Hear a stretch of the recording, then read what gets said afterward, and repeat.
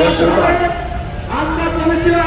আজকে আমরা যার যে ঘটনার বিরুদ্ধে প্রতিবাদ জানাচ্ছি সেটা কোনো যুদ্ধ না, সেটা আসলে গণহত্যা এবং নির্বিচারে গণহত্যা।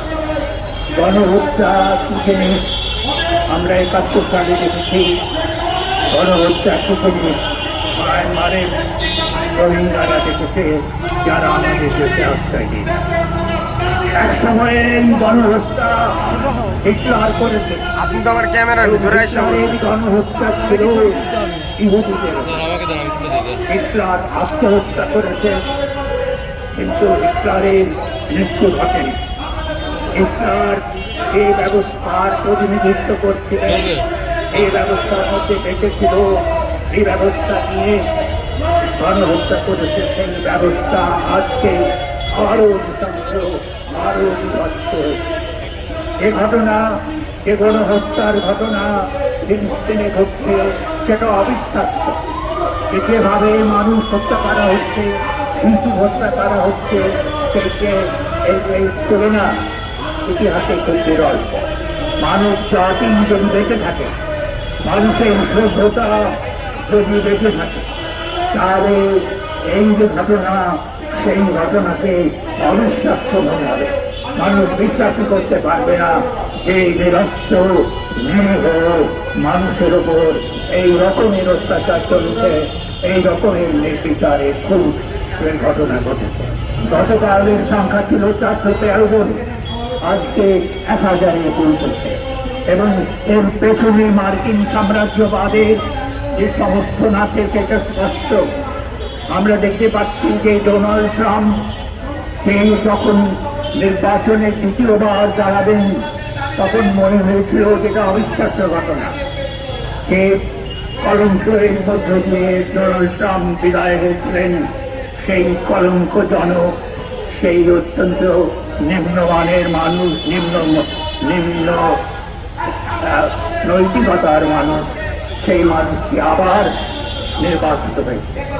এবং সেই নির্বাচনে সেই ডোনাল্ড ট্রাম্পের কারণে আজকে এই নৃশংসতা, আজকে এই ঘটনা ঘটছে। সারা পৃথিবী জুড়ে আজকে মানুষ বিপন্ন হচ্ছে, সভ্যতা বিপন্ন হচ্ছে। আমরা চাই এটা আমাদের কাছে পরিষ্কার যে এই গণহত্যা হচ্ছে সাম্রাজ্যবাদী, পুঁজিবাদী গণহত্যা। আমরা আমাদের দেশে যেভাবে শিশু হত্যা দেখি, যেভাবে শিশু ধর্ষণ দেখি এবং শিশুকে ধর্ষণ করার পর হত্যাকাণ্ড দেখি, দলবদ্ধভাবে যেভাবে ধর্ষণ হয়, সেই একই কাণ্ড, সেই একই রকমের কাণ্ড আমরা দেখছি এই যে জাহানবাদী ইসরায়েলিরা করছে। আমরা আমাদের দেশে ভূমিদস্যুতা দেখি, সেই ভূমিদস্যুতার এই অনেক অনেক বড় রকমের ঘটনা ঘটাচ্ছে আজকে ফিলিস্তিন। এই যে সেই ভূমিদস্যুতাই প্রকল্প পাচ্ছ।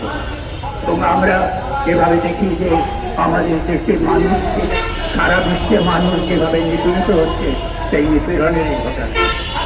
কাজে আমাদের প্রতিবাদ আজকে সেই ব্যবস্থার বিরুদ্ধে, যে ব্যবস্থা এই গণহত্যাকে সম্ভব করেছে। আমরা দেখতে পাচ্ছি যে আগের দিনে মধ্যপ্রাচ্য থেকে এর বিরুদ্ধে প্রতিবাদ হতো।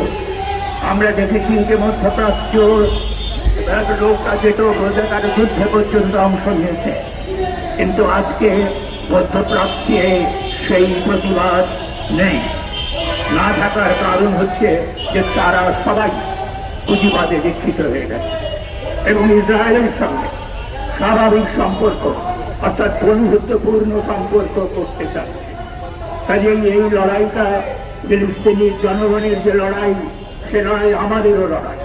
সে লড়াই বিশ্বব্যাপী পুঁজিবাদ সাম্রাজ্যবাদের বিরুদ্ধে লড়াই, এবং আমাদের যে সমর্থন, সেই সমর্থন এই পুঁজিবাদের বিরুদ্ধে সংগ্রামের প্রতি সমর্থন। এবং এটা আমরা বুঝতে পারছি পরিষ্কার আমাদের কাছে যে পুঁজিবাদ সাম্রাজ্যবাদকে যদি বিদায় করতে না পারা যায়, তাহলে এই ধরনের ঘটনা ঘটতেই থাকবে, ক্রমাগত ঘটতে থাকবে, এবং পরের ঘটনা আগের ঘটনাকে ছাপিয়ে যাবে।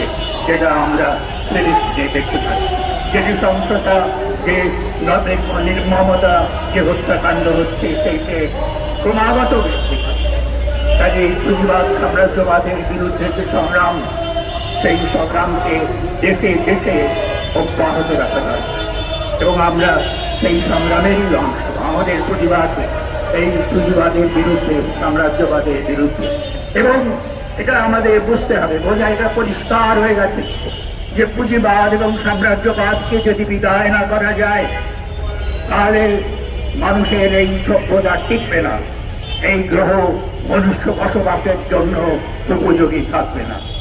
কাজেই এই প্রতিবাদ বাঁচার জন্য প্রতিবাদ, এই প্রতিবাদ কোনো আনুষ্ঠানিক নয়, এটা বাঁচার সংগ্রামেরই অংশ।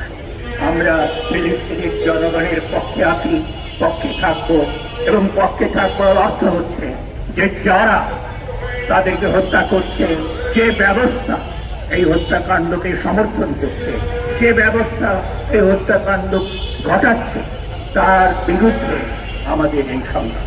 ফিলিস্তিনি জনগণের প্রতি আমাদের সমর্থন, সেই সমর্থন জানিয়ে এবং এই সংগ্রামে আমাদের যে সারা পৃথিবী ব্যাপী যে সংগ্রাম করা দরকার সেই কথাটা বলে আমি আমার বক্তব্য এখানে শেষ করছি। ধন্যবাদ।